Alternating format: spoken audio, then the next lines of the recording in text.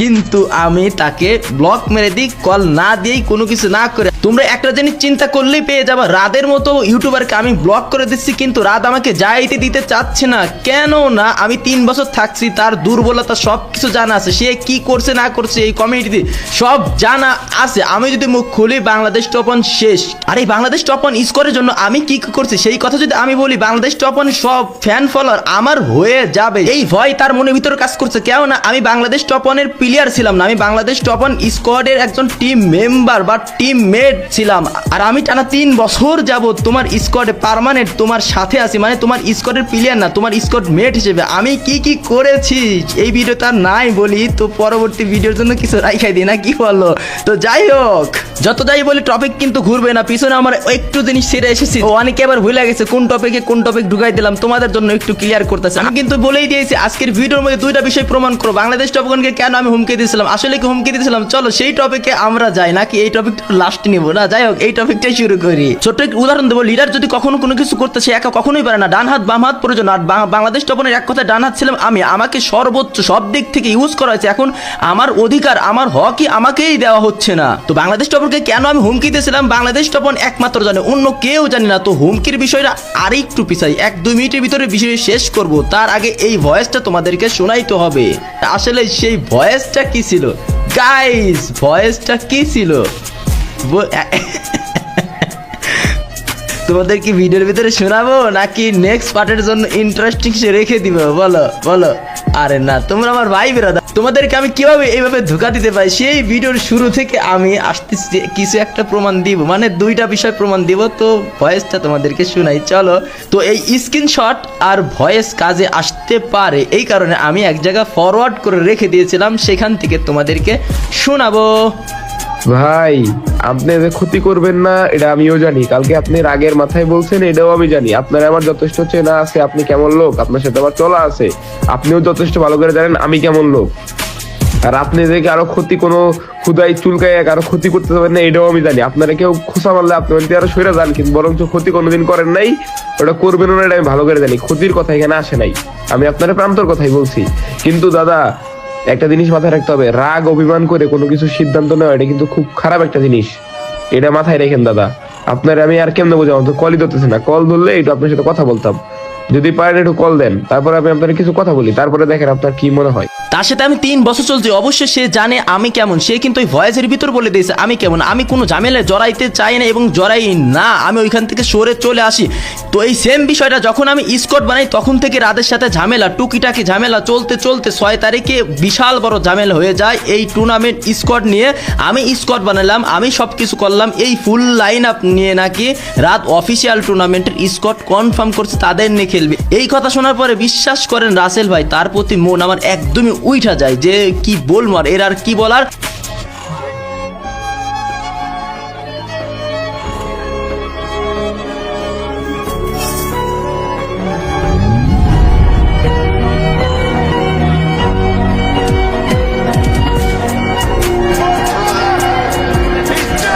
এখন আমি যদি এই অফিসিয়াল টুর্নামেন্টের কথা বলি, যে রাত ডিস খাওয়ার পরে যেটা পুরাই লিগেল না আনলিগেল ভাগে ওই টিম নিয়ে আবারও কোয়ালিফাই করছে অন্য নামটাম চেঞ্জ কইরা। শুধু তাই না, সেখানে জোন পুশ দেওয়া হয়েছে, মানে কি বলবো টিম আপ করে বহুত কিছু, আমার কাছে সব প্রমাণ আছে। কিন্তু এখন যদি আমি প্রমাণ তুলে ধরি আমারও কিছু হবে না, রাতেরও কিছু হবে না, ওই 4 জন প্লেয়ারের ক্ষতি হবে, তাদের আঘাত লাগবে মনে, তারা এই টুর্নামেন্ট থেকে ডিসও খাওয়া যেতে পারে। কিন্তু আমার কাছে একদম 100% প্রমাণ আছে। এখন আমি কি বলবো আর, আমি বিশ্বাস করি না, মানে আমি এই পরিস্থিতির শিকার হয়েছি। কোন জায়গায় হয়েছি এখন তোমাদের বলি, রোড টু গ্লোরি নামে সেই টুর্নামেন্টে কিন্তু কন্টেন্ট লেজেন্ড বানানোর জন্য রাত নিজে মুখ থেকেই বলছে যে তার জন্য আমি অনেক কিছু করছি। কি করছি বলবো, বললে আর কি হবে ভাই, প্রমাণই দিয়ে দিই। আর এই টুর্নামেন্টটা 24 তারিখে কয়টায় হবে আর হচ্ছে তোমার কোন জায়গায় হবে আমার জানাই তো। আমি তো মনে করি একটু ভয়ে ভয়ে আসি, যে কাব্য তো অনেক শর্টস আছে, তুমিও প্রতিদিন একটা করে শর্টস ছাড়ো, জীবনে তো ছাড়ো না, এই কয়দিনে ছাড়ো বুঝছো, তোমার সেই ভিউ যাবে। এই কয়দিন তো আর কিছুই হবে না, তারপরে মনে করো অ্যাওয়ার্ডটা যাতে আমাদের এদিকে আসে। আমি কাব্যর অলরেডি ধরে ফেলছি, কাব্যর থেকে আমি 4 লাখ ভিউ জায়গায় আছি, 4 লাখ না 5 লাখ অলরেডি ধরে ফেলছি ওরে। এখন আর আমার ধরতে পারবে না, কিন্তু আমার চ্যানেল যে ডাউন হয়ে যাচ্ছে এটা নিয়ে আমি ভয়ে আছি বুঝলা। শর্টস দিলে চ্যানেলের পুরো আকাশ ভরা তার হয়ে যাবো, অবশ্য চ্যানেল ঠিক হয়ে যাওয়ার পরে আমি জানি, কিন্তু আপাতত ডাউন খাচ্ছে, এটা ঠিক করতে পরে আমার একটু প্যারা হয়ে যাবে, এই আর কিছুই না। যাই হোক, প্যারা নাই, কাব্য ধরতে পারবে না আশা করতেছি। শর্ট সারুক যাই সারুক লাভ নাই, অলরেডি 4 লাখ আগে গেছে, আমার থেকে 14 লাখ 15 লাখ ভিউজ আগে ছিল, তাহলে বুঝো এখন উল্টা হচ্ছে আমি 6 লাখের মতো আগে। করো জানি আমি কোনো অসুস্থ না হই, কোনো সমস্যা জানি না হয়, এই কয়েকদিন জানি আমি টানা ভিডিও দিতে পারি, তাই আর কোনো সমস্যা নেই।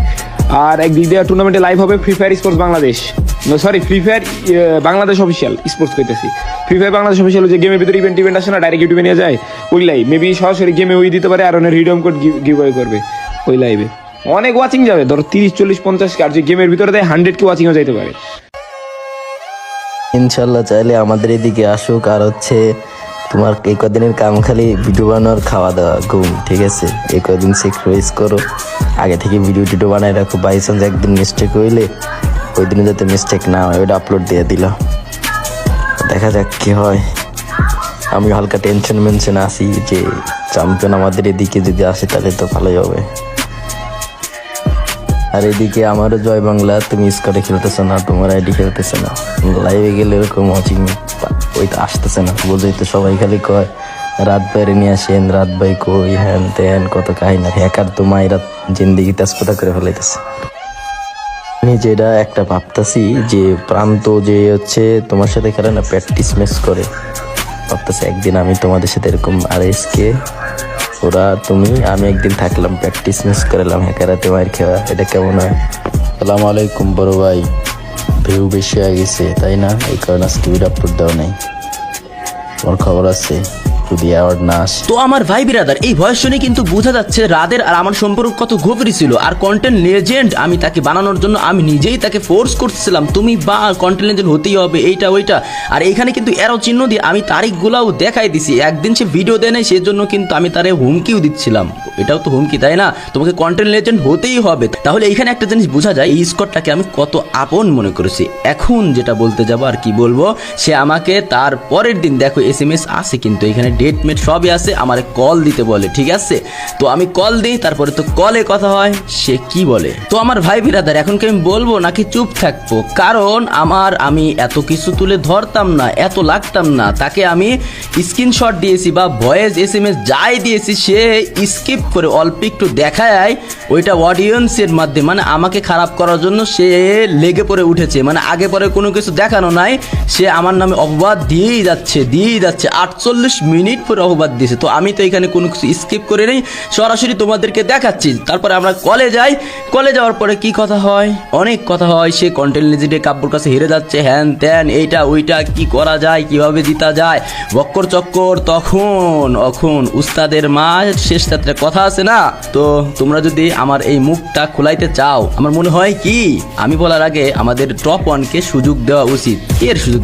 তোর সুযোগ নাই, তুই আমার লগে বেইমানি করছো, তোর লগে কি এর সুযোগ? তখন আমি ভাবি সে আমার ছোট ভাই, তাকে যেভাবে জিতাইতে হবে, সে আমার স্কটমেট, আরো কত কিছু, বহুত কিছু, সোনার ভাই, টুকাই ভাই, মানে বহুত কিছু ভাববে আমি তার জিতানোর জন্য অন্ধ হয়ে যায়, তাকে জিতাইতে হবে। কাব্যবার সাথে কিন্তু আমার অনেক ভালো সম্পর্ক, ওই টাইমেও কাব্যবার সাথে আমার কথা হচ্ছিল একটা পার্সোনাল বিষয় নিয়ে। তো কাব্যবার যেহেতু পার্সোনাল বিষয় এখানে আর না টানি, তো যাই হোক কাব্যবার সাথে সম্পর্ক ভালো, কিন্তু সে আমার ছোট ভাইয়ের মতো, আপন ছোট ভাইয়ের মতো, একই স্কোরে 3 বছর, সেও আমার জন্য অনেক কিছু করছে, আমি এটা অস্বীকার করবো না, আমিও তার জন্য সবসময় সব কিছু করে আসি। তো এইখানে আমি তখন রাতকে প্রশ্ন করে, আচ্ছা এই কন্টেন্ট লেজেন্ড হওয়ার জন্য অবশ্যই রুলস কি আছে, কেমনি কি করা লাগবে, সব কিছু তো অবশ্যই জ্ঞাননাথ দিয়েছে তোমাকে, কি সেই রুলসগুলো আমাকে বলো। তো তখন সে আমাকে সমস্ত রুলসের বিষয়ে জানায়। কাব্য ভাই তো অনেক ভিডিও আপলোড দিয়েছে, একদম ফাটাই ফেলেছে শর্টস নোট দিয়ে, সবাই তোমরা জানো। তো রাত কিন্তু বড় ভিডিও সবসময় দিচ্ছিল, আমি তখন বললাম তুমি শর্টস ছাড়ো, তো শর্টস তো ছাড়বে না, সে চ্যানেল ডাউন, এটা ওটা, তো শর্টস আছে। তখন আমার মাথায় আসে, আচ্ছা কাব্য ভাই এত শর্টস আছে, ওমর অন ফায়ার নিয়ে কোলাবোরেশন করছে, হ্যান ত্যান, এইটা ওইটা, তো এইগুলা তো রোড টু গোলের ভিতর পড়ে না। আমি রাতকে বলি তুমি রুলসটা ভালো করে দেখো, দেখা জানাও যে রুলসের বাইরে কাব্য ভাই কোনো মিস্টেক করছে কিনা। আমি এটা রাতকে নিজে বলি যে কাব্য ভাই আসলে রুলসের বাইরে কোনো কিছু করছে নাকি, এটার পিছনে তুমি খোঁজাখুঁজি করো, কারণ জ্ঞাননাথ তো বাংলা বোঝে না, আর যারা এইগুলো নিয়ে কাজ করবে তারা যদি বাংলা না বোঝে, কোনো কিছু না বোঝে, এটা কিন্তু ভিউ দেখাই যাচাই করা হয়ে যাবে। তো তখন রাত এটা নিয়ে গবেষণা শুরু করে দেয় যে আসলে কাব্য ভাই কোনো মিস্টেক করছে কি না, আর বাকিটা আমি বলবো এখন কি বলবো ভাই। তো বাকিটা যখন এই রুলস টুলস জানার পরে, এই রুলসের ভিতর কিন্তু এরকম নাই যে কেউ শেয়ার টেয়ার করতে পারবে না, তখন আমি তাকে বলি তোমার ফেসবুক পেজের লিঙ্ক আমাকে দাও। তো ফেসবুক পেজের লিঙ্ক আমাকে দেয়, তখন কিন্তু তার পেজ বড় পেজ স্ট্রাইক খায়া জয় বাংলা হয়ে আছে, তার পেজ তখন আমার চাইতে মেবি ছোট। তো আমার ওই পেজ দিয়ে আমি তার ভিডিও শেয়ার মারি, তো তখন বলে যে এরকম শেয়ার মারলে তো পুরো আনফেয়ার হবে, আনতেন